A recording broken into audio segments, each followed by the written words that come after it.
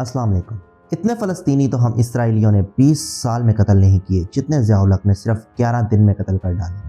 یہ بیان ہے اس وقت کے اسرائیلی وزیر اعظم کا، جو کہ رائٹر فیصل محمود کی کتاب سے اخذ کیا گیا۔ اسی طرح کا ایک بیان اسرائیلی جرنیل موشے دیان نے دیا۔ کہا، شاہ حسین نے جتنے فلسطینیوں کو 11 دن میں قتل کر ڈالا، اتنے تو اسرائیل نے 20 سالوں میں قتل نہیں کیے۔ یہ بیان طارق علی نے اپنی کتاب دا ڈویل میں لکھا۔ اسرائیلی وزیر اعظم اور موشے دیان نے یہ بیان کیوں دیا؟ شاہ حسین کون ہے؟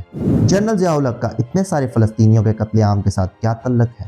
اور ایسا کیا ہوا کہ مسلم ملک جارڈن نے ہزاروں فلسطینیوں کو جنگ میں قتل کر دیا؟ یہ سارے چھپے ہوئے راز میں اس ویڈیو میں تفصیل سے بیان کروں گا، تو یہ راز جاننے کے لیے ویڈیو کو آخر تک دیکھیں۔ پاکستان کے مشہور و معروف صحافی حامد میر اپنے کالم میں لکھتے ہیں کہ جب 2009 میں اسرائیل نے فلسطین پر حملہ کیا تو میں ایجپٹ کے راستے مقبوضہ فلسطین میں پہنچا۔ ایک دن میں نے غزہ کی الازہر یونیورسٹی کے اندر انڈیا کے پہلے وزیر اعظم پنڈت جواہر لال نہرو لائبریری کا بورڈ دیکھا تو میں کافی حیران ہو گیا۔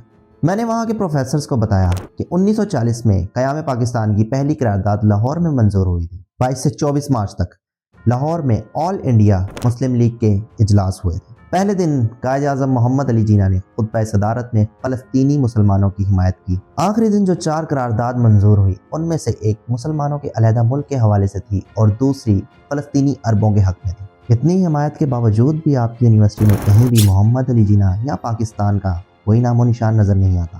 پروفیسر نے اس بات میں حیرانگی کا اظہار کیا اور کہا، ہمیں تو اس بات کا بالکل بھی علم نہیں ہے، لیکن ہم پاکستان کے 2 ہی لوگوں کو جانتے ہیں، ایک جنرل ضیاء الحق اور دوسرا ذوالفقار علی بھٹو۔ حامد میر نے پروفیسر سے پوچھا کہ اگر آپ ان دونوں کو جانتے ہیں تو کس حوالے سے جانتے ہیں؟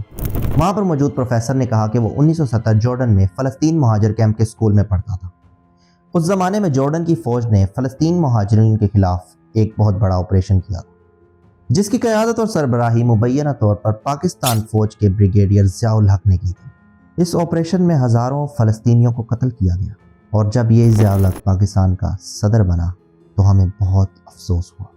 پروفیسر نے مزید بتایا کہ 1973 کی عرب اسرائیل جنگ میں پاکستان کے وزیر اعظم ذوالفقار علی بھٹو نے عربوں کی کھل کر حمایت کی۔ جب ذوالفقار علی بھٹو کو ضیاء دور میں پھانسی دی گئی تو ہمیں اس بات پر بہت افسوس ہوا۔ ایک اور پروفیسر نے یہ بات واضح کی کہ ذوالفقار علی بھٹو کے دور میں فلسطینیوں کو پاکستان کے اندر تعلیم حاصل کرنے کی اپرچونٹی دی گئی، یہاں تک کہ اس پروفیسر نے خود بھی کراچی یونیورسٹی سے تعلیم حاصل کی، لیکن ضیاء دور میں فلسطینیوں پہ پاکستان میں تعلیم کے دروازے بند ہو چکے تھے، لہٰذا PLO Palestine Liberation Organization Bharat کے قریب ہو گئی۔ تقریباً 70 سال سے جاری اس مسئلے میں فلسطینیوں کو عام طور پہ اسرائیلی جنگوں کا سامنا کرنا پڑتا، لیکن 51 یعنی 51 سال پہلے فلسطین کی آزادی کے لیے جدوجہد کرنے والوں نے ایک جنگ مسلم ملک جارڈن کے خلاف بھی لڑی تھی۔ فلسطینیوں کو اس جنگ میں بہت سے مالی اور جانی نقصان کا سامنا کرنا پڑا، لیکن دکھ تو اس بات کا ہے کہ بہت سارے پاکستانیوں کو یہ معلوم ہی نہیں کہ اس جنگ میں جارڈن کی فوج کی سربراہی ایک پاکستانی فوجی کر رہا تھا۔ یہ بات ہو رہی ہے 1970 میں 16 ستمبر سے 27 سپتمبر تک جاری رہنے والی جنگ، جس کو تاریخ میں بلیک سپتمبر کے نام سے یاد کیا جاتا ہے۔ بعد ازاں کئی آبزرورز نے لکھا کہ جارڈن کے کنگ شاہ حسین کو فلسطینیوں کے خلاف اس جنگ میں فیصلہ کن مشورہ دینے والے مستقبل کے پاکستانی فوجی ڈکٹیٹر ضیاء الحق تھے، جن کی فوجی عقل اور مہارت سے جارڈن کی فوج کو فلسطینیوں کے خلاف یہ جنگ جیتنے میں مدد ملی۔ اسرائیل کے خلاف 1967 6 روزہ جنگ میں شکست کے بعد جارڈن کے حالات کافی نازک تھے۔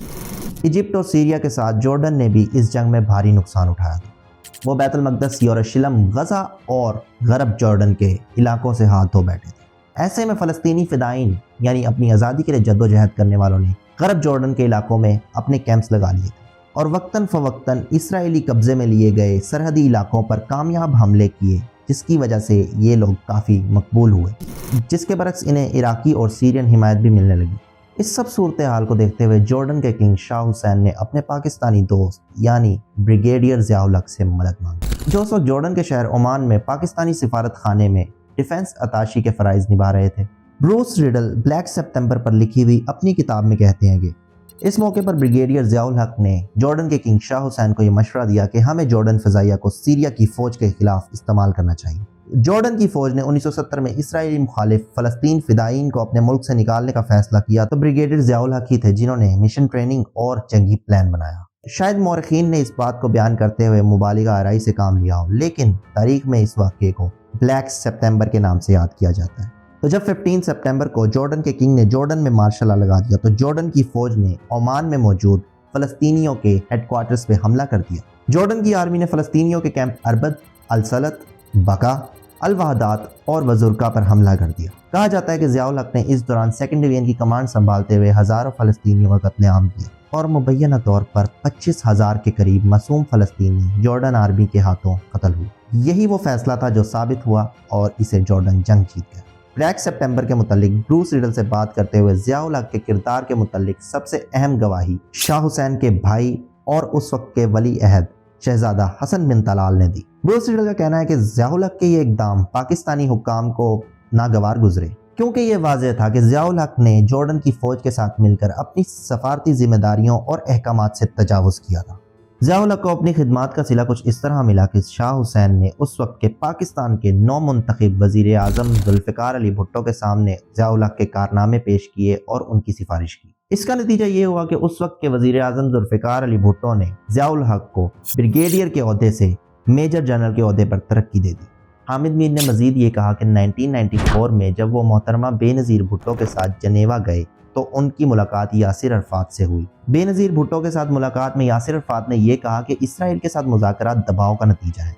फ़लस्तीनियों के सरबराह यासिर अरफात ने कहा कि कई मुस्लिम अरब ममालिक हमारी मदद नहीं करते, हमें लेबनान, मोरक्को और जॉर्डन से मार मार कर निकाल दिया गया और मुज़ाकरात पर मजबूर किया गया।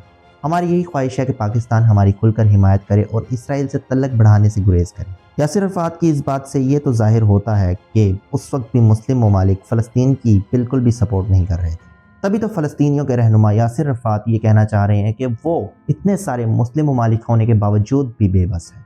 एज अ नरेटर मैं ये बात वाज़ेह करना चाहूँगा कि इस वीडियो में कोई भी बात मैंने खुद से नहीं की, बल्कि जिन वीडियोस, कॉलम्स और बयानात से मैंने ये वाक़यात अख़ज़ किए हैं उन सब के लिंक मैं डिस्क्रिप्शन में दे दूँगा ताकि आप लोग काउंटर वेरीफाई कर सकें। मेरा फ़लस्तीनियों के साथ इस्लाम का रिश्ता है और इस्लाम ही हमें ये दर्स देता है कि हम अपने मुल्क से मोहब्बत करें, और ये वीडियो मैंने हक़ाइक़ पे बनाई है, ना कि किसी के खिलाफ। मेरा मकसद किसी के दिल आज़ारी करना नहीं है। ज़ुल्फ़िकार अली भुट्टो के साबिक़ मुशीर राजा अनवार अपनी बुक द टेररिस्ट प्रिंस में ज़ुल्फ़िकार अली भुट्टो के गलत फैसलों के बारे में लिखते हुए कहते हैं, अगर जॉर्डन के किंग शाह हुसैन ज़ुल्फ़िकार अली भुट्टो के सामने ज़ियाउल हक की सिफारिश ना करते तो ऐन मुमकिन था कि ज़ियाउल हक का फ़ौजी करियर ब्रिगेडियर के तौर पर ही ख़त्म हो जाता, जिसका मतलब ये है कि ना ही ज़ियाउल हक मेजर जनरल के ओहदे पर तरक्की पाते, ना ही पाकिस्तान में मार्शल लॉ लगता और ना ही ज़ुल्फ़िकार अली भुट्टो को फांसी पर चढ़ाया जाता।